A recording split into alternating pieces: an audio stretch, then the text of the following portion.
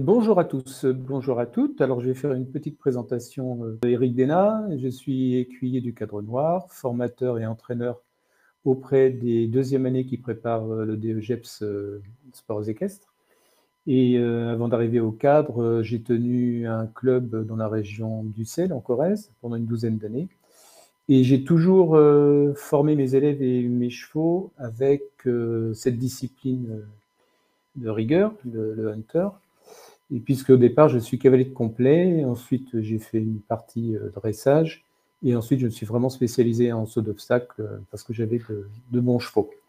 Voilà, donc maintenant je continue de former cavaliers, entraîneurs et formateurs en CSO, bien sûr, et puis en hunter. Donc je ne mets surtout pas les deux disciplines en contradiction ni en opposition. Elles sont vraiment très très complémentaires. Et puis vous aurez sans doute avec un petit peu de recul, cette idée de chercher une belle équitation aussi efficace sans avoir à bouger dans tous les sens, que ce soit pour vous, que ce soit pour vos chevaux, que ce soit pour vos cavaliers. Voilà, donc nous allons procéder à la présentation. Donc le hunter, une pédagogie simple, exigeante et précise. Le titre en lui-même parle de lui-même, c'est-à-dire que c'est effectivement, en tant que cavalier, ça demande beaucoup d'exigence, ça demande de la précision.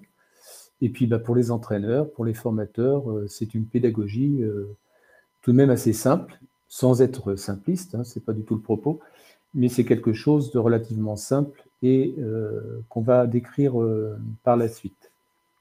Alors, je vous ai fait un petit sommaire. Je vais vous exposer les objectifs et puis un petit historique de la discipline.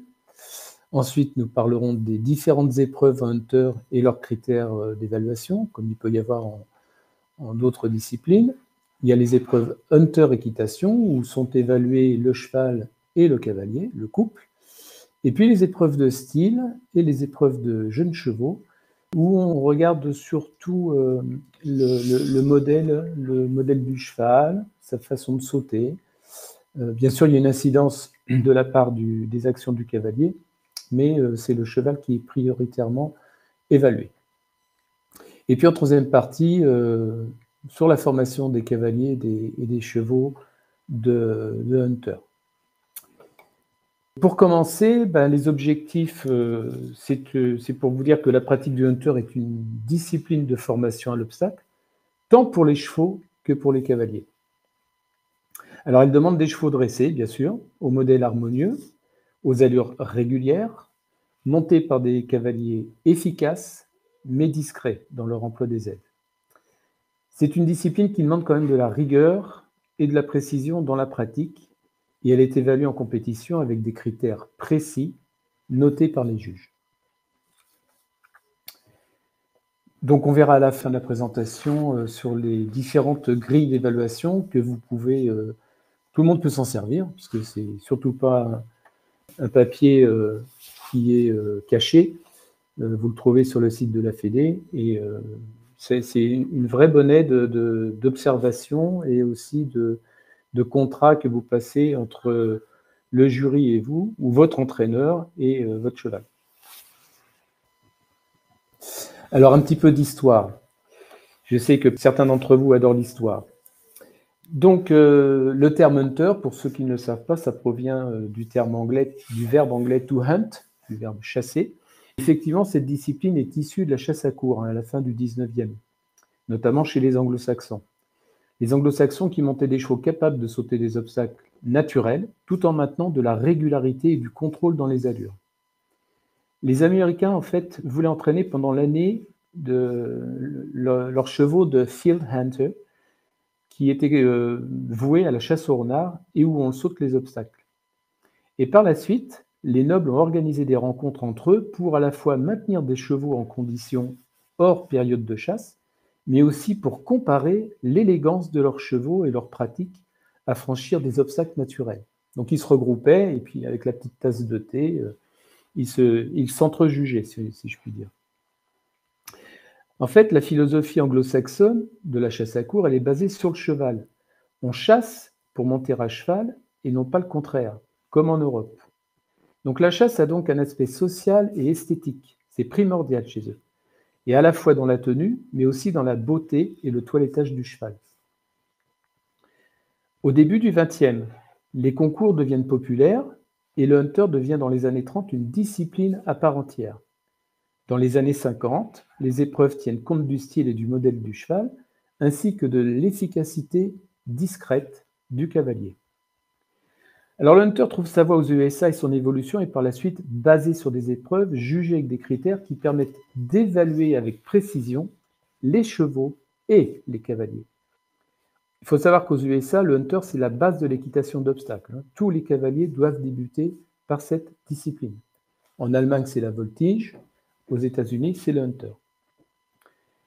C'est dans les années 85 que les épreuves hunter apparaissent en France. Eh oui, on est un peu tardif chez nous. Et dans certaines régions, les parcours d'obstacles de formation, peut-être que certains d'entre vous ont connu, les POF étaient similaires aux épreuves hunter équitation, et c'était des supports d'examens fédéraux pour passer, à l'époque, étrier et éperon, et actuellement, on pourrait les dénommer en termes de galop. Aujourd'hui, cette discipline continue d'évoluer en offrant des épreuves spécifiques pour tous les niveaux et dans des compétitions phares telles que les championnats de France, évidemment, ou le circuit du National Hunter. Voilà pour le bref historique. Alors, je vais vous parler maintenant des différentes épreuves Hunter et leurs critères d'évaluation. Il y a différentes catégories d'épreuves, les Hunter équitation, les épreuves Hunter style et les épreuves jeunes chevaux et poneys. En décrivant les Hunter équitation, donc comme je l'ai dit auparavant, le cheval et le cavalier sont évalués et ils sont notés sur leur enchaînement. Ils sont notés sur 100, sauf pour les poneys A et pour les clubs 4 et 3, où ils sont notés sur 20. Il y a différentes épreuves. Il y a les figures imposées, la maniabilité et les épreuves mixtes, les épreuves Grand Prix, les épreuves combinées Hunter CSO et les épreuves type derby. Alors les figures imposées, c'est très simple. En fait, on évalue le savoir-faire du cavalier sur un cheval dressé. Le cavalier doit respecter des contrats imposés par le chef de piste, c'est-à-dire que dans une ligne où vous devez réaliser 5 foulées, si vous faites 5 foulées, vous êtes dans le bon contrat. Si vous faites une foulée supplémentaire ou une foulée de moins, vous perdez votre contrat. Vous avez des contrats de foulée, comme je viens de le dire, des transitions, donc vous galopez, il y a un petit passage obligé, une petite zone où vous repassez au trot pour aller sauter un obstacle au trot, par exemple, ou bien repartir au galop. On peut vous demander des changements de pied en fonction du niveau de l'épreuve. Soit c'est un changement de pied de ferme à ferme, que je rappelle, c'est transition galop, pas galop, ou bien une transition galop, trot et repartir au galop sur l'autre pied, et éventuellement des changements de pied en l'air, donc pour un niveau supérieur. Vous avez des sauts de puce, vous avez des abords au trot, vous pouvez avoir du contre-galop, des passages imposés, etc., etc. Pour les épreuves de maniabilité, on cherche à démontrer la dextérité du cavalier à enchaîner un parcours comportant des courbes serrées, des sauts de biais, des sauts décalés, des sauts de puce, des pointes ouvertes ou fermées, des bouts de pointe, des araignées, etc., etc. On va avoir une grande panoplie d'obstacles. D'ailleurs, je parle des maniabilités. À l'entraînement, et quand je fais les stages en région, j'ai moins de problèmes avec les chevaux de complet qu'avec les chevaux de CSO. Parce qu'ils sont déjà habitués à toute cette série de sauter de biais, sauter des pointes, etc. Les épreuves mixtes, maintenant, comme son nom l'indique, c'est une conjugaison de figures imposées et de maniabilité. Donc vous avez des transitions, des petits passages obligés, et vous avez aussi des courbes serrées, des sauts de biais et des bouts de pointe et autres. Alors ça c'est une épreuve intéressante parce qu'elle permet de travailler l'anticipation et la réaction des cavaliers. C'est-à-dire qu'on passe d'une épreuve, c'est pas de la préparatoire, mais on prend vraiment le temps de soigner les transitions, de repartir sur un bon pied, de venir au milieu, etc. Et ensuite, la réactivité des cavaliers sur sur un tournant court, de pouvoir préparer son cheval sur les divers contrats demandés. Évidemment, le fait de passer sur un tournant très court est imposé par le chef de piste en mettant un passage obligé. On doit passer dans un plot ou devant un obstacle pour aborder deux biais. Le Grand Prix, tout simplement, c'est comme le CSO, hein, c'est exactement comme un CSO. On a des contrats minimum, contrats de foulée, en général c'est plutôt 5 contrats minimum, des contrats de foulée qu'on doit respecter, sur des distances qui sont plutôt standards, mais sur lesquelles on peut demander aux cavaliers de pouvoir travailler sur des foulées plus amples ou moins amples. Tout contrat non réalisé ou toute photo d'obstacle sont comptabilisés à 5 points. Donc en fait, vous partez avec un crédit de 100 points et puis ensuite, malheureusement, vous avez une petite perte de points sur plus ou moins grave. Enfin, 5 points, ça fait déjà mal. L'idée, c'est de garder le maximum de points dans votre démonstration. Ensuite, les combinés Hunter CSO, alors ça, c'est super sympa. C'est des parcours de maniabilité qui sont jugés comme en Hunter. Vous faites votre épreuve et à la fin de l'épreuve, on majore la même épreuve de 10 cm pour être jugé au barème chrono avec un chronomètre. Donc le cavalier part avec un crédit de 100 points et on le déduit ensuite les fautes du parcours CSO en tenant compte, bien sûr, du chrono pour départager. Et puis enfin, les types derby, c'est une épreuve qui comporte des obstacles naturels sur un terrain dénivelé avec des sauts dans les pentes, des sorties de piste, des obstacles de terre, des passages de guet. C'est comme une épreuve derby à la Baule ou même à la Motte. Il y a un très, très beau terrain qui a été voué à faire des épreuves derby avec la petite fosse là à côté. Donc je vous invite à y participer, c'est très sympa. Et les chevaux se prennent vraiment au jeu. Maintenant, on va passer aux épreuves Hunter Style. Alors les épreuves Hunter Style, elles sont jugées, elles sont évaluées, elles sont notées sur 20.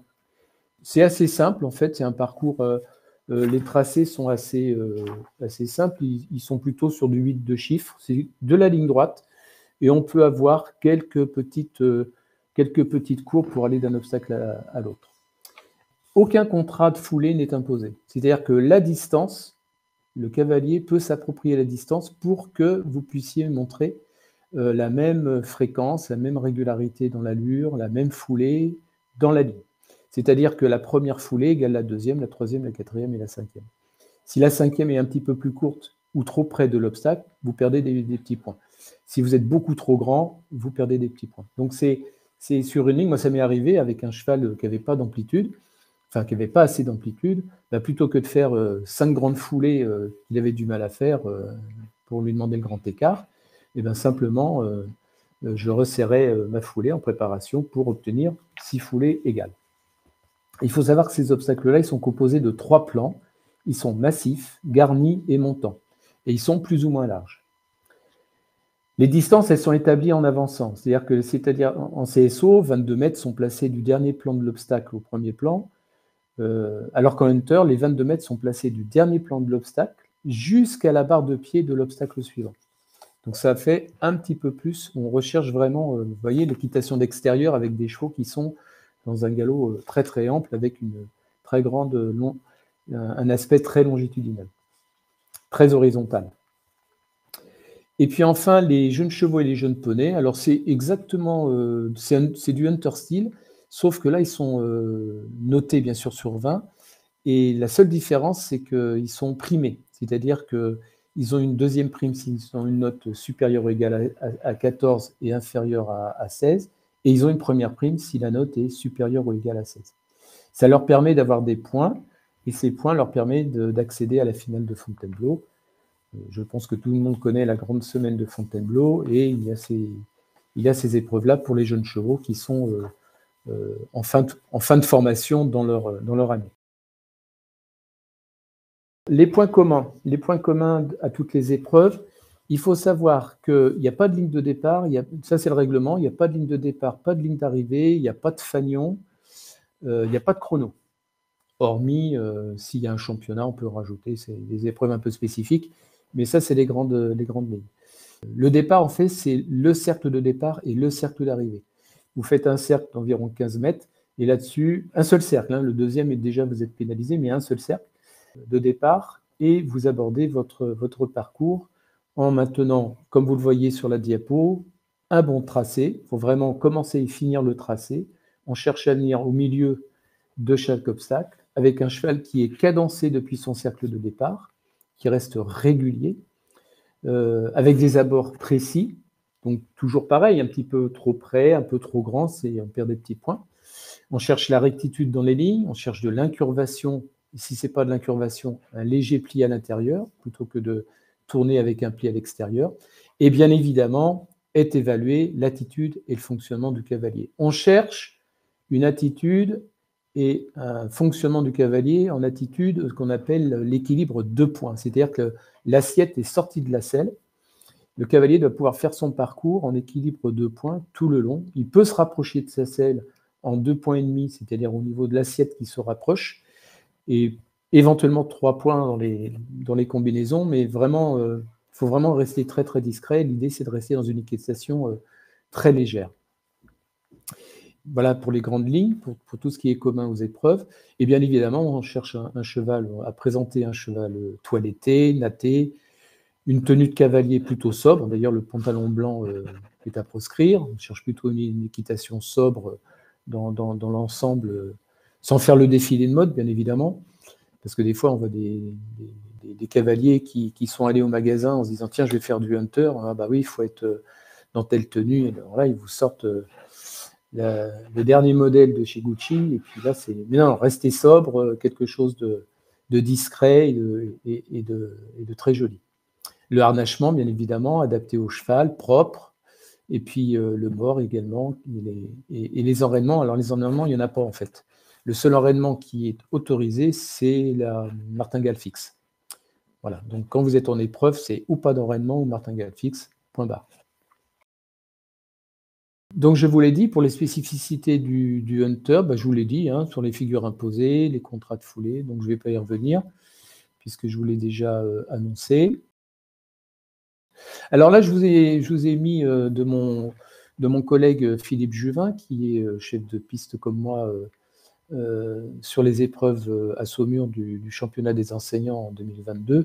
Et là, c'est simplement pour vous donner des éléments, parce que le plan de piste, en fait, vous l'avez à la reconnaissance. Vous l'avez à la reconnaissance et vous avez un plan, vous le photographiez au paddock, et ensuite vous avez du 1 au 2, par exemple, passer devant l'obstacle. Ici, en contrat B, du 2 au 3, vous avez 5 foulées. Ensuite, il faut passer devant l'arbuste. Ensuite, il faut faire 5 foulées. Voilà, et vous faites votre parcours à pied et votre petit plan de piste pour mesurer et évaluer le parcours avec votre coach qui sera de bons conseils, j'en suis sûr. Voilà, donc ça, c'est une maniabilité. Ensuite, je vous ai mis une figure imposée. Voilà, on a 6 foulées, il faut rentrer au galop à gauche et on sort au galop à droite dans la première zone. Vous voyez, c'est déterminé par des petits plots en haut ou en bas, puisqu'il y a des plots. On cherche à avoir des figures symétriques. Il faut passer au trot entre le 7 et les plots. Voilà, je vous laisserai, après la présentation, je vous laisserai de vous-même jeter un petit œil sur les plans. Ça peut vous donner des idées, hein, même pour les entraîneurs ou les enseignants, ça peut vous donner des petites idées pour entraîner. Voilà, ça c'est une épreuve mixte, hein, donc pareil, vous avez des imposés et puis vous avez des tournants plus courts, des sauts de biais. Voilà, donc pareil, je vous donne le même commentaire de pouvoir les regarder un petit peu plus tard. Les spécificités du Hunter Équitation pour les autres épreuves, donc le Grand Prix, je vous l'ai dit, hein, sur tout ce qui comporte les contrats de foulée, mais c'est une épreuve comme en CSO. Les combinés avec la combinaison entre l'épreuve Hunter et CSO, et puis le derby. Voilà, je vais aller un petit peu vite, mais voilà, c'était la diapo qui était prévue. Voilà, je vous montre quelques photos que j'avais prises pendant le National des enseignants. Là, vous avez un saut de biais avec un saut de puce, un saut de puce de biais pour l'épreuve du critérium. Autre type d'obstacle, vous voyez, vous avez en haut à droite un petit pont sans vraiment avoir de chandelier, donc assez des rebards, et on demande quand même au cheval de rester au milieu. En bas à gauche, vous avez deux directionnels sur lesquels il faut sauter plutôt à droite du côté partie étroite. Et au milieu, vous avez un petit pont, ça c'est dans le manège des écuyers, un petit pont qu'on devait franchir auparavant. Et puis en bas à droite, vous avez un obstacle étroit, resserré par deux chandeliers, qui n'est pas large du tout, mais qui demande aux cavaliers de la dextérité pour rester le plus au milieu possible. Les spécificités du Hunter Steel, comme je vous l'ai dit, c'est 3 plans minimum. Ils sont massifs, garnis et montants, plus ou moins étroits et larges. Et vous avez vu, comme je vous ai expliqué pour la distance, en haut sur la distance, vous avez la petite flèche. Ça, c'est pour une distance CSO, pour 22 mètres par exemple. Vous partez du dernier plan de l'obstacle jusqu'au premier plan de l'obstacle suivant, que ce soit un vertical ou un auxerre. Même s'il y a du pied, c'est toujours ce plan-là. Le premier plan détermine la hauteur. Alors qu'en Hunter, vous avez le dernier plan, notamment en Hunter Steel, vous avez 3 plans. Alors, ce n'est pas une spa, hein, on n'est pas obligé de mettre des spas très larges, mais c'est 3 plans comme une spa très serrée. Et ensuite, vous prenez la distance jusqu'à la barre dans le pied pour le premier plan qui est défini comme le premier plan de l'obstacle. Voilà, donc là, si on raisonne, on aura presque 4 plans en fait. Voilà pour la subtilité. Alors ça, c'est un exemple de plan d'épreuve de style. Vous voyez, c'est plutôt, comme je dessine avec la flèche, c'est plutôt de la courbe. Là, on doit être sur le pied gauche, bien évidemment. Il n'y a pas de contre-galop possible, enfin de galop à faux. Il faut absolument corriger au milieu de la courbe. Vous devez démontrer à votre jury que si votre cheval est en réception à droite, vous intervenez, vous prenez le temps de demander un départ au galop à gauche ou de changer de pied au galop, ça c'est mieux. Vous serez mieux noté. Mais si vous restez à faux, par contre, vous perdez des points. Voilà. Ici, le tracé, il est même un petit peu trop serré à droite. Il faudrait aller un tout petit peu plus loin pour vraiment décrire une courbe à droite, longer le mur ici, pour ensuite venir sur une belle ligne droite, 3 et 4, avec la distance que l'on gère avec son cheval. Pareil pour le 5, on peut ouvrir un peu la courbe. On va sur la ligne droite. Pareil, on ouvre la courbe pour aller chercher le 7, etc., etc. Bien évidemment, là, il n'y en a pas, mais il peut y avoir une combinaison. Ça, c'est un exemple d'épreuve de style. Alors, ça, c'est typiquement obstacles que l'on peut trouver dans les épreuves de style. Ça, ce sont des obstacles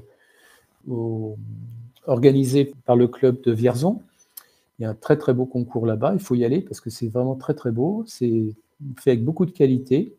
Et vos chevaux s'en accommodent. Au départ, ils sont un petit peu surpris, mais si vous vous entraînez petit à petit sur ce type d'obstacle avec des ballots de paille très fournis, très massifs, vous verrez que vos chevaux sautent d'autant mieux.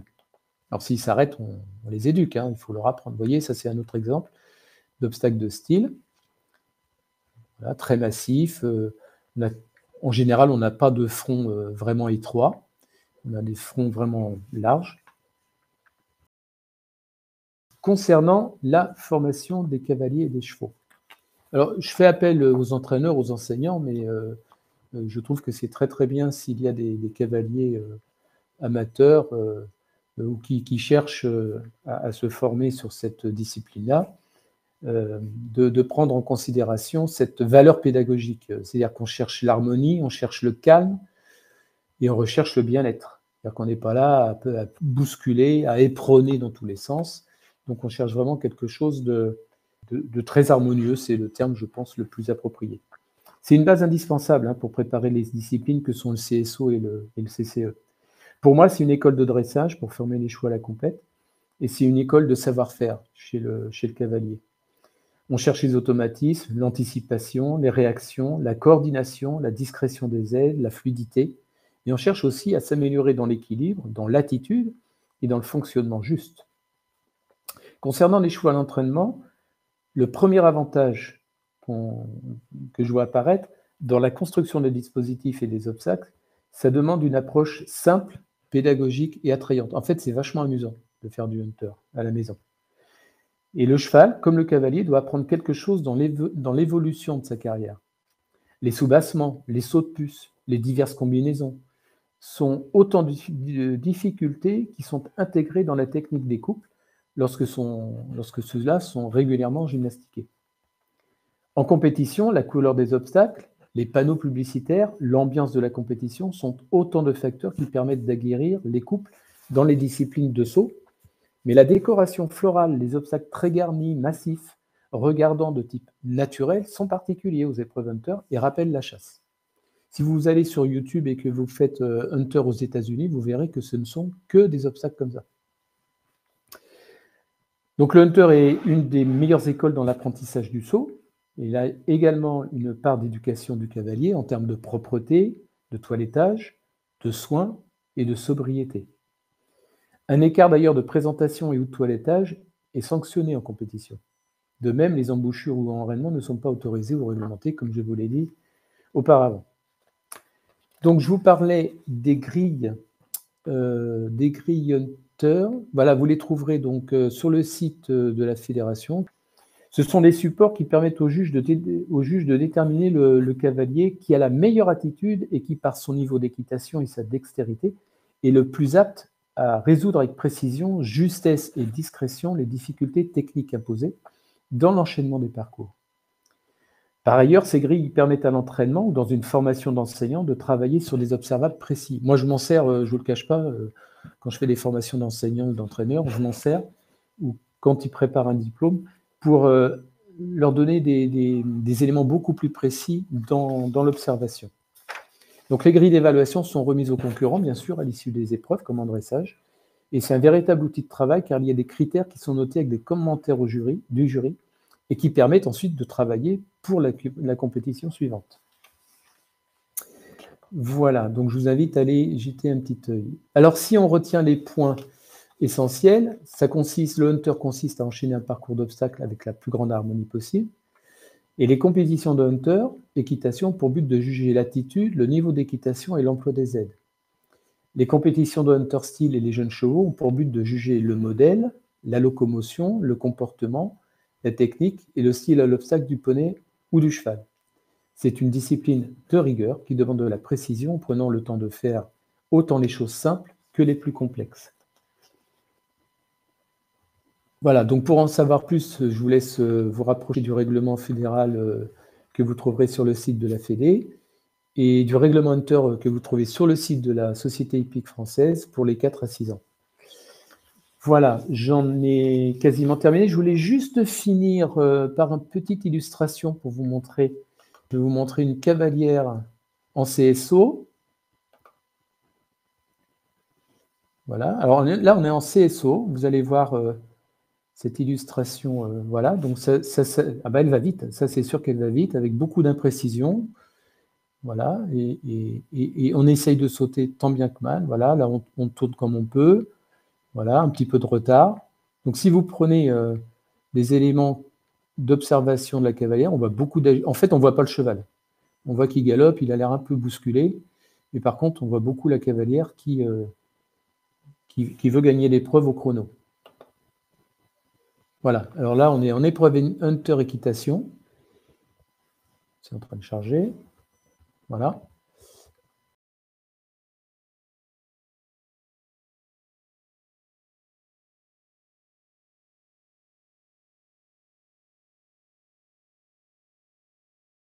Voilà, donc on cherche à centrer son cheval sur les obstacles dans la même cadence. Vous voyez, là, il n'y a pas de précipitation. C'est la même cavalière, un an après. Hein. C'est la même cavalière un an après, avec un autre cheval. Mais c'est voilà, une petite transition au trot. Elle prépare sa transition. Vous voyez, son équilibre. Voilà, elle ne gêne pas son cheval. Le cheval est sur le pied droit.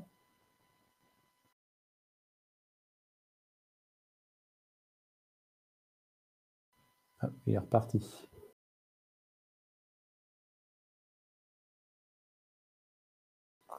On en verra mieux la régularité.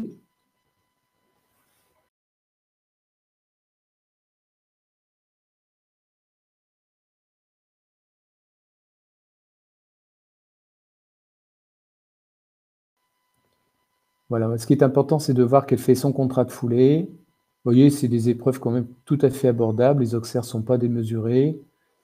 Les transitions sont douces. Elle devait le faire avant les petits pots de fleurs là-bas. Donc, le contrat est réalisé. Vous voyez l'harmonie du cheval, une belle croupe, une belle orientation d'encolure. Voilà, moi j'en ai terminé. Je vous remercie de votre participation